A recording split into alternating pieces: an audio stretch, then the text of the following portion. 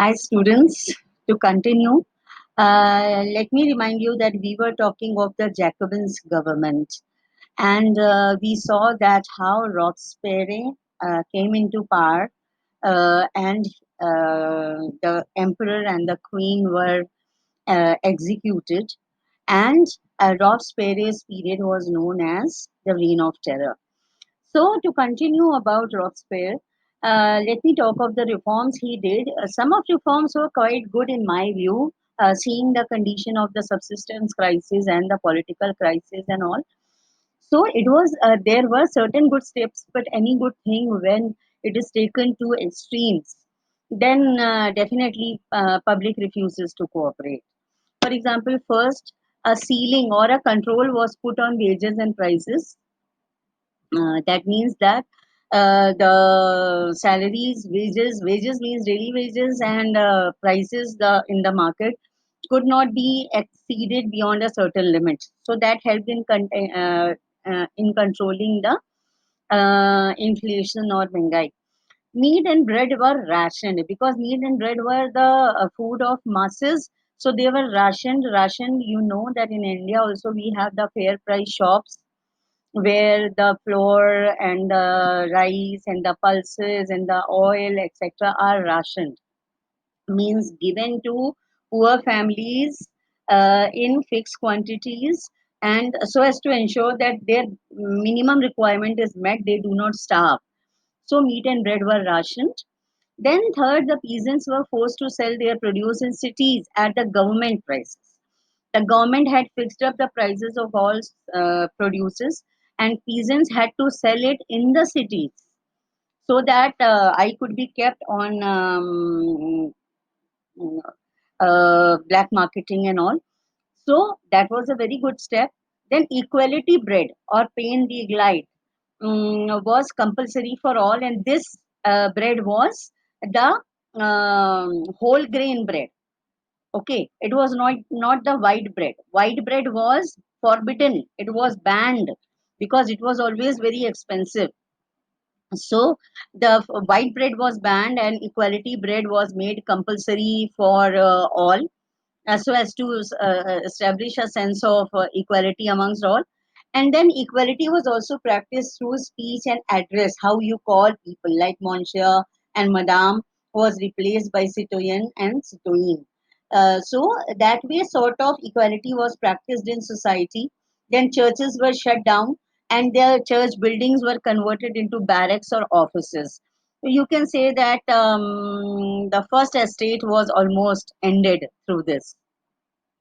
Now, these steps were taken into such extremes that people started hating Robespierre. Even his Jacobin group members also started disliking him, and finally, he was tried and put on guillotine.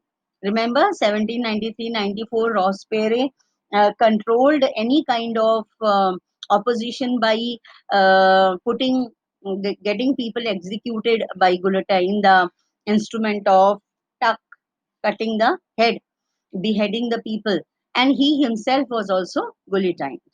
Now, after Jacobins, the Directory government came into existence. It was noted that one person like Robespierre, he can become a dictator. And earlier, only the National Assembly and the king had, like constitutional monarchy, had also failed.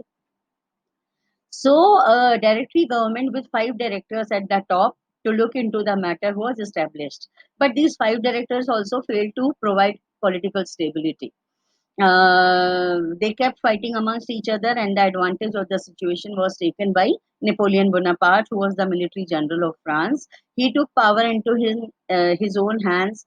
He declared himself as the dictator of France, and he started expanding his empire. He was a very ambitious person and ambitious person, and he expanded a lot into European countries. So many European powers united against him.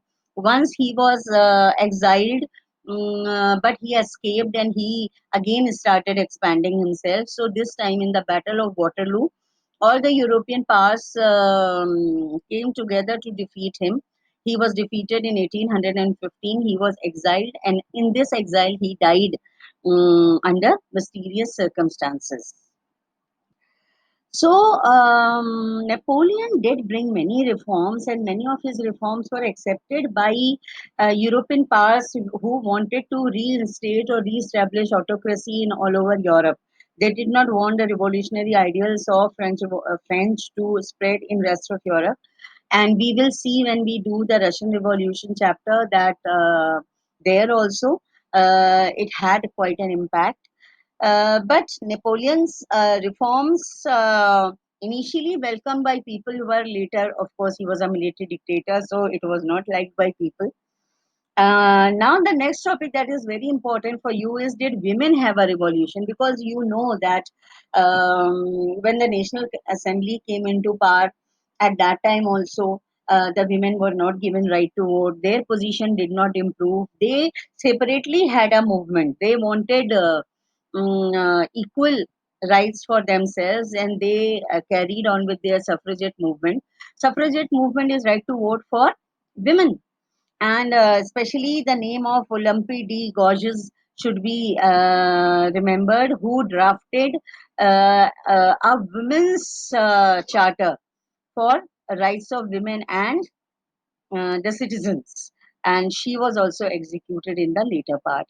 So they kept struggling for their equal political rights and more political rights, equality, though they succeeded quite late. It took more than 200, around 200 years for them to be successful. Now, but the revolutionary government did improve or introduce certain laws which improved the lives of women. For example, that schools were created for women. Schooling was made compulsory for all girls. Their parents could not make them marry against their own will. Now their will was equally important. Marriage was made contractual. Was made into a contract, and a law was made so that a registered marriage took place, so divorce also became legal and could be applied for by both men and women. Earlier only men could divorce, women could not divorce. Women could now take official professional training for jobs, they could become artists, they could run small businesses. So lot of important changes in the rights of women were brought forth. And definitely, for example, like some of the basic rights that were asserted by Olympe de Gouges declaration was that women, like we are said, it is said that man is born free and should remain equal. So now she said women is born free and remains equal to man. The goal of all political association should be the preservation of natural rights of women and men both, not just men. The rights included liberty, property, security, and resistance to oppression. They cannot be oppressed anymore.